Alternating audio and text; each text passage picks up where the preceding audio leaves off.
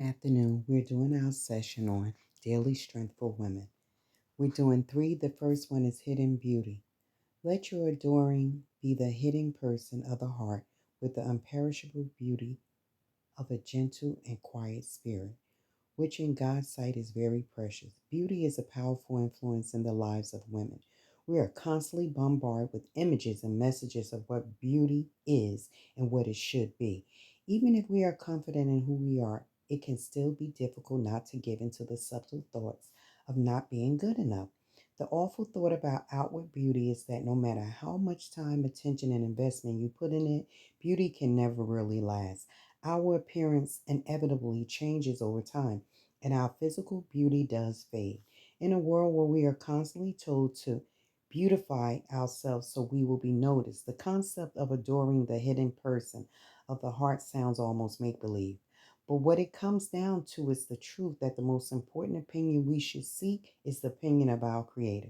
It might sound trite or cliche, but when we step away from the distractions of the media circus and all the lies that's told us, the truth becomes clear. Did you know that you were made to delight the heart of God?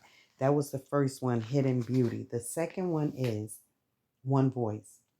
May the God of endurance and encouragement grant you to live in such harmony with one another, in accord with Christ Jesus, that together you may with one voice glorify the God and Father of our Lord Jesus Christ. By God's grace we press on. The life is wrought with difficulties and our own perseverance will at some point expire. God grace has no end. He will always offer us the endurance and encouragement we need. Often, God's mode of communication is through other believers. This is one more reason why it is so vital that we live harmoniously together, pursuing peace and having grace. Just like when we're singing a song with others, we each have our own part, but we blend voices to sing together in one united voice, with one united voice. Why does God want you to learn to sing with others instead of just performing solo? Number three, chalkboard. The humble will see their God at work and be glad. Let all who seek God help be encouragement. God's help be encouragement. Chalkboards are almost extinct these days. If you've ever tried to write on a wet one, you'll know that the writing doesn't show up well. Until the board and the chalk dry, it's an interesting process to watch the letters and words that were faded become clear and strong. Colors become sharper and bold. This is how our faith can be at times. It sometimes feels like it has been wiped clear and we feel hazy, just like that wet chalkboard. But God has begun to write and draw in this space. Have patience in these times because what is about to appear is beautiful, clear, and bold.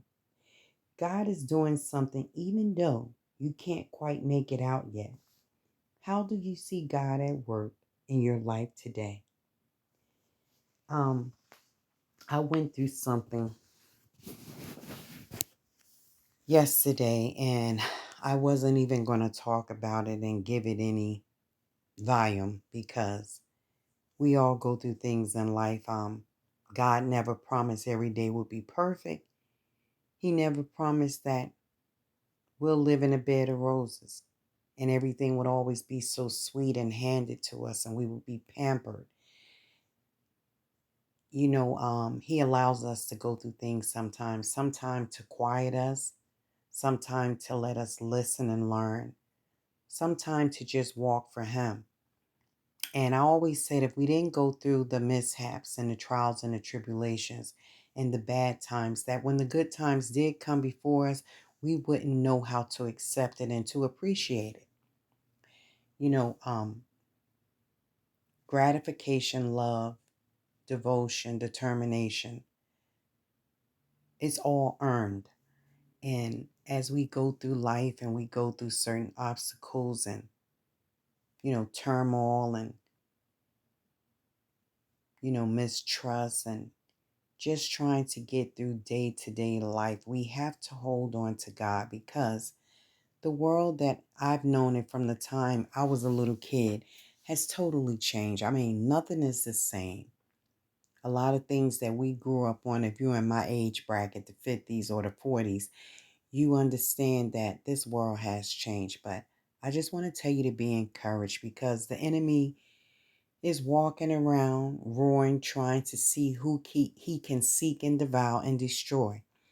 And when you look at life on the outside and the things that is going around, that's in front of us, and we're seeing so many different changes and so many different negative aspects on the news, the internet, and it really can put you in a state of funk and depression. But I'm here to tell you again to be encouraged.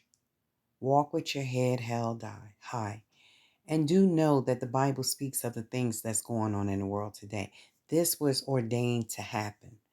So don't take anything like as a surprise because we were warned. We were forewarned about the things that will come in the earth. And the enemy will go around roaring like a lion, trying to see who he can seek and devour and pull into his camp. And sometimes it's the ones that's really trying to hold on and live the straight and narrow. I mean, no, I'm not perfect by a long shot, but I do try to do things according to how God would want me to do it. But sometimes my flesh fails me. And I'm here to admit that. I have a testimony about it, what I'm talking about now. We are human.